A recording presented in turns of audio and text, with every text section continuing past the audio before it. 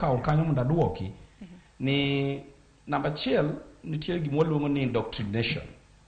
Sharon adwaro mondo awachni ni kawuono kichako timo exercise to ibiro bedo ng'ama very flexible. Kata ka ne redi duong' tibiro dok piny nikech gima itimo pile. Koro these people gin jok ma okaw to ket kamoro to chak puonjogi. To gik mipuonjogi pile pile donjo e wigi to giparo ni ma e gima onego gitim. Winjo nyoro excuse me. Winjo nyoro kanyo mama moro wuoyo kaka owadgi notimo. Owadgi manodhi tich Malindi nodhi tich to kosedhi tich ng'ama dhi tich mandiki office nwaneno nyaka ka picha ne igolo ka en office. To kane odhi tich tinwango ka koro ne ng'ani ochako kete puonj to keto ne nyaka nyithinde koro ok nyadhi skul. So gimiluongo ka en indoctrination. Mae ema ndiko mar Nyasaye wacho ni is another gospel which is not the gospel.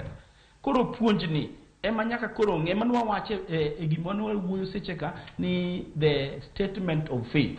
Koro nego bed ni jogi ng'iyo ni to gik ma gipuonjogi bende gin gik ma oluwore gi gik ma ne gindiko ni gibiro puonjo. Nikech gi-indoctrinate, giketo gigi e wi ji.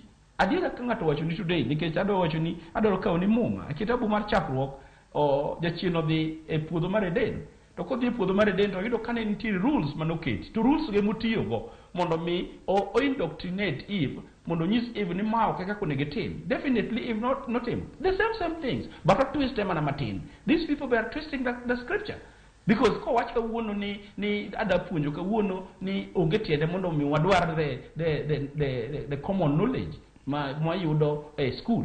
Anyalo dwaro kuonde mowuoye ko wacho ni rieko mag piny ni en rieko manono. To mane makora puonjo ji ta wacho ni dong neno kama mowacho ni rieko gin nono. Ta twist the scripture mano ok gima ne mowacho. Soro jogi gin jogo ma opuonji itimo ne gigi miluongo ni indoctrination. And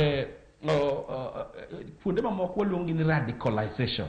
Koro ka gisebedo indoctrinated gi wrong doctrines to gikawo gigi to giyie kata mondo githo ne gik machalo kama. Adwaro mondo awachni ni kata mana pondo mineno sani ji pondo mondo dhi obede bungu ka gidhini.